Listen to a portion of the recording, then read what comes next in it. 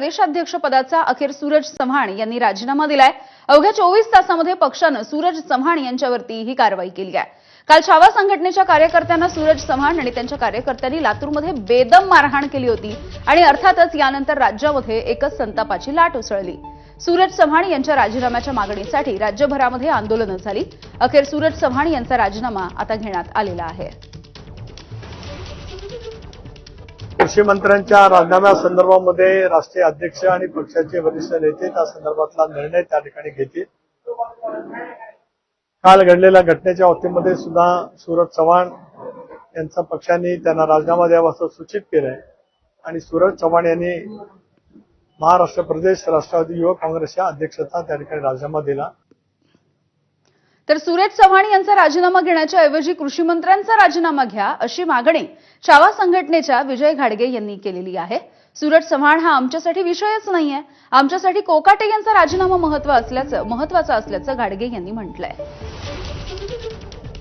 तो काय असं कुठलं पद आहे त्याच्याकडे राजीनामा दिलाय आणि आम्ही समाधानी झालो असं नाही। आमचा मुद्दा होता राज्याच्या कृषी मंत्र्यांनी राजीनामा दिला पाहिजे। त्या कृषी मंत्र्याला तुम्ही बडतर्फ करा, हे असं त्याचं काही व्हॅल्यू नाही। अशा लोकांचा तुम्ही राजीनामा द्यायला लावून आमचं काय आम्हाला तोंडाला पानं पुसताय काय? एवढंच काढताय शेतकऱ्यांच्या पोरांना। म्हणजे तुम्ही रोज एकाला प्रदेशाध्यक्ष करचाल युवकचा, रोज एकाला मारायला लावचाल, पुन्हा लगेच राजीनामा द्यायला लावचाल। ही कुठली पद्धत आणली नवीन अजित पवारांनी राष्ट्रवादीत? तर सूरज चव्हाण यांनी केलेल्या या मारहाणीवरती अजित पवार यांनी सुद्धा प्रतिक्रिया दिलेली आहे। तर मारण्याची ही घटना अत्यंत दुर्दैवी आणि निषेधार्ह असल्याचं अजित पवार यांनी म्हटलंय। काल लातूरमध्ये राष्ट्रवादी काँग्रेस आणि छावा संघटनेच्या पदाधिकाऱ्यांमध्ये घडलेली घटना ही अत्यंत गंभीर, दुर्दैवी आणि निषेधार्ह आहे।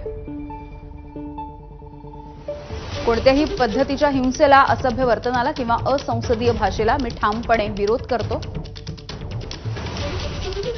समाजामधील प्रत्येक घटकाच्या न्याय मागण्यांचा आणि भावनांचा आम्ही मनापासून सन्मान करतो।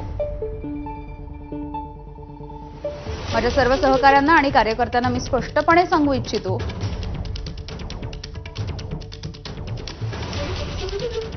सामाजिक जीवनामध्ये काम करत असताना नेहमी लोकशाही, शांतता आणि अहिंसा या मूल्यांना प्राधान्य द्या।